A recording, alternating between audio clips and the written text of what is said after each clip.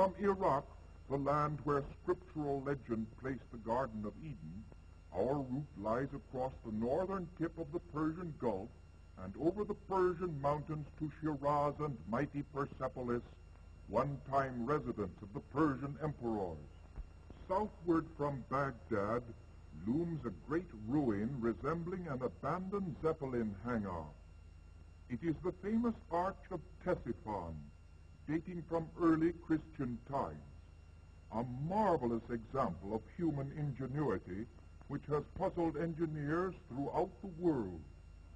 With its span of 84 feet and height of over 100, it has weathered the storms of nearly 2,000 years.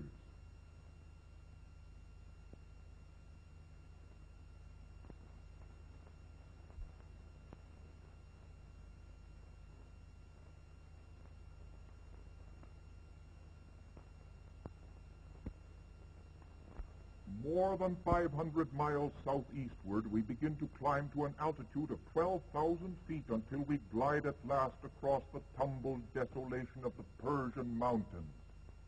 They stand like a mighty barrier flung down by angry nature as a bulwark to protect the great plateau where Cyrus and Darius trained the armies with which they conquered the ancient world. Persia lies spread below us like some sleeping giant whose sudden stirring might send us like an insect spinning to destruction among these barren peaks and desolate shadow-filled gorges. The altimeter now reads 14,000 feet, and the even drone of our motors is music to us.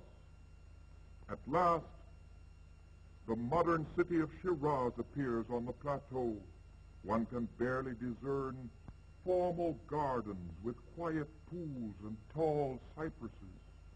It reminds one of delicate Persian miniatures and of Omar Khayyam. At Persepolis, a silver speck appears between the columns of the audience hall where Persian emperors used to sit in royal state. Overhead, our plane sweeps past this capital of the fourth and last ancient Oriental Empire. What would Darius the Great have said at such a sight? For us, at a height of 1,000 feet, the Great Terrace presents a grand array of palaces and halls of state. The Oriental Institute's Persian expedition has restored as its headquarters that large building in the upper background, which was the harem palace of Darius and Xerxes. Alexander the Great, who in 331 B.C. conquered Persia and burned Persepolis, would have marveled at the sight of our plane coming in over the very ground upon which his Macedonian veterans must have camped more than 2,200 years ago.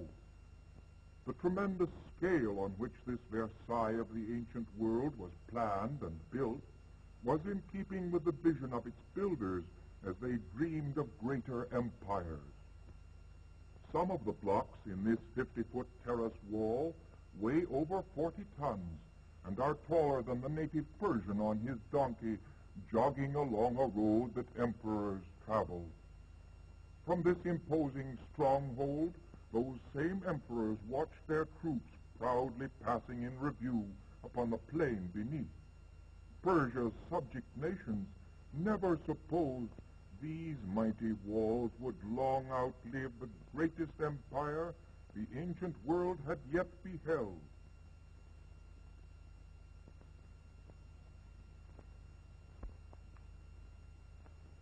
Whoever climbed the grand staircase to seek admission at the gate of Xerxes had need of flawless credentials, for they were inspected by the picked troops who guarded the palaces a regiment called the Immortals, famous in the annals of Persian conquest.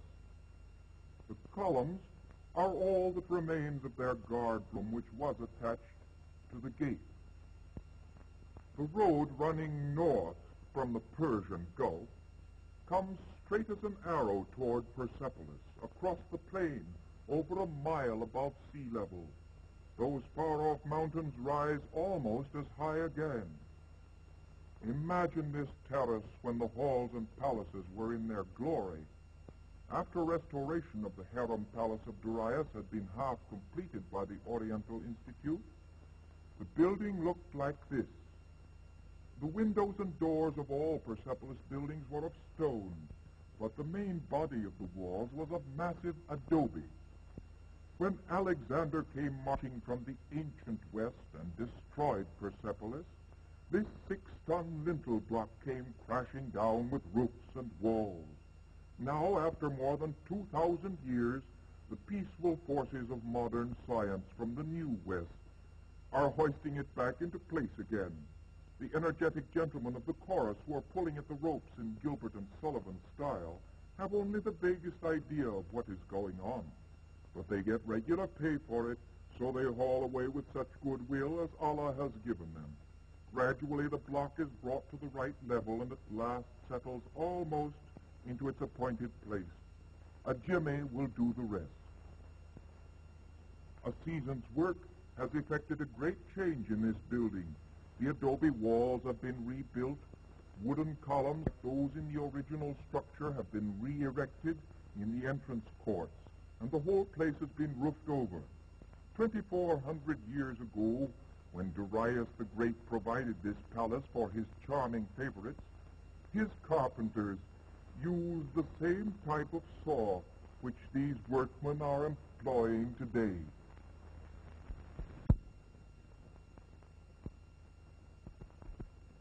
The expedition's chickens are wandering about in what was the main hall of the palace of Xerxes. How are the mighty fallen! Chickens originally reached Persia in the days of Persepolis, brought in by commerce from India and the Far East. The Persians imported them into the Mediterranean world. These splendid carvings on the north staircase to the audience hall of Darius, depicting a procession of tribute bearers, were not thoroughly buried by Alexander's destruction.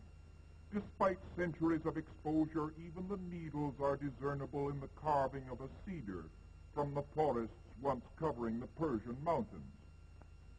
Camel bells from caravans of beasts like this still break the brooding silence of Persepolis. Similar sculptures were almost certain to be found beneath the grassy mounds overlying most of the terrace. But no one dreamed of the regal splendors which their excavation would reveal to the world.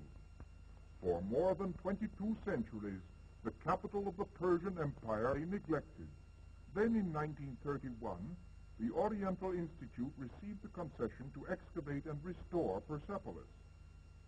After restoring the Harem Palace, the expedition began excavating the royal audience hall of Darius the Great.